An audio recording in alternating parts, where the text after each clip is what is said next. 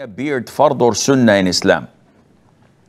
If we want to talk about sunnah and define it, and fard and define it, so the 5 legislative rulings, al-ahkam al-taklifiyya, mandatory, mustahab or recommended, permissible, makruh or not recommended, and haram. These are the five legislative rulings. So when we come to fard and sunnah, the definition is fard or wajib is the same.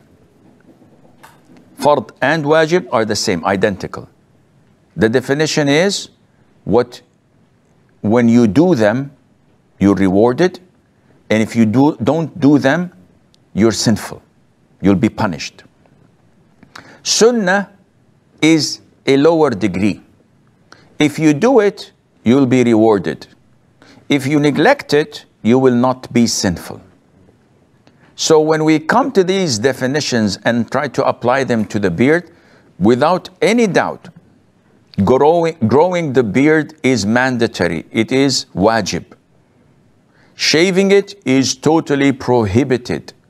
Not only in my point of view, but it's also in the point of view of the Hanafi school, the Shafi'i school, the Maliki school, and the Hanbali school.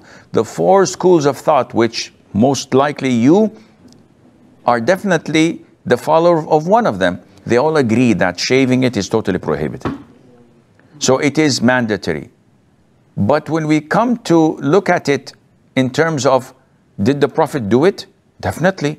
The companions, without any doubt. So this makes it a sunnah, meaning that the way of the Prophet. Not that you have the liberty to go and shave it. No, it is mandatory.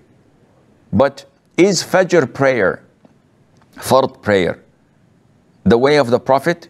Yes, then this is a sunnah, because the Prophet did it. Was Hajj sunnah? Yes, because the Prophet did it. So everything that the Prophet had done is considered to be sunnah. But whether you will be sinful if you don't do it or not, this takes it to another level of definition, which is mandatory or fard. The ruling on growing the beard or the size of the beard? Well, it's got written here the size of the beard. Yeah. Well, Allah, first of all, Allah Azza wa Jal, the Almighty, did not tell us to grow our beards to a particular or certain size. And He did not ask us or instruct us to prolong it and to put some medication to make it longer. The only thing that Allah the Almighty instructed us to do was to just leave it, not to touch it. Whether it's not growing, then this is from Allah. You don't have to shave it a number of times so that it would grow more and more. You just leave it as it is. This is the instruction of Allah the Almighty to us. Now, did Allah Azza wa Jal give us a particular or certain size? No. They all agree. This is the consensus of all scholars of Islam, the 4 schools of thought.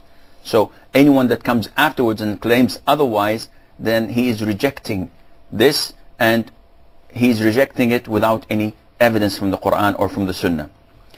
The 4 scholars, the 4 schools of thought, they all agree that it's forbidden for a Muslim to shave it. But they differ whether it's allowed for a Muslim to cut short of it or not. This is an issue of dispute. Some of the companions of the Prophet ﷺ used to say that it is okay to cut short or to trim whatever is more than a fist. If you hold your beard and whatever comes out of your fist, then it's okay for you to trim that. Of course, from the bottom, not from the top. So it's okay for a person to do that, and this is reported to Abdullah bin Umar and to Abu Huraira and other companions. The most preferred and authentic and acceptable opinion to me personally is not to touch it. But if it is so long to the extent that it becomes an obstacle for a person to live, then it's okay to follow the opinion of the companions. It is not permissible to trim the beard according to the most authentic opinion.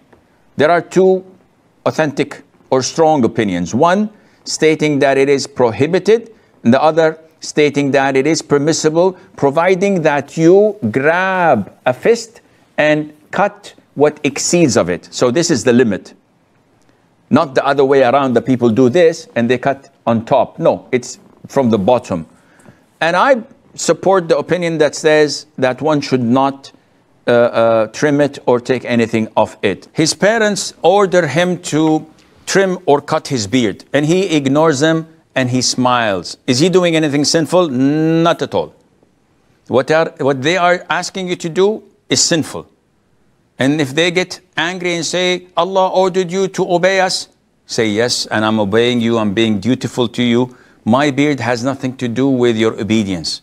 My beard has to do with the obedience of Allah. And Allah Azza wa Jal prohibited upon me to shave it or trim it. So remain to be dutiful and obedient and diplomatic and kind, but again, do not obey them. Those who shave their beards, will they be accountable on the Day of Judgment?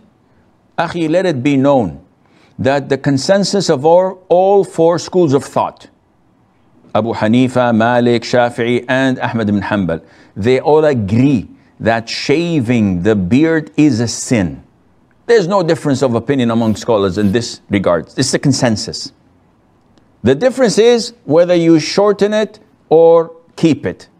And there's a difference of opinion whether it is over one fist length or you cannot do that. You have to leave it as it is.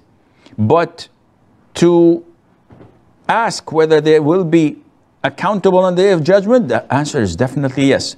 Will they be tormented? This is up to Allah Azza wa Jal. Allah will judge them. Allah would weigh their good and bad deeds. Allah would look into their intention. Was it looking down at this obligation? Was it lack of knowledge? Allah knows best. Don't cross your pay grade. This is in Allah's hands and He will take care of them. You must know that it is sinful and it is haram.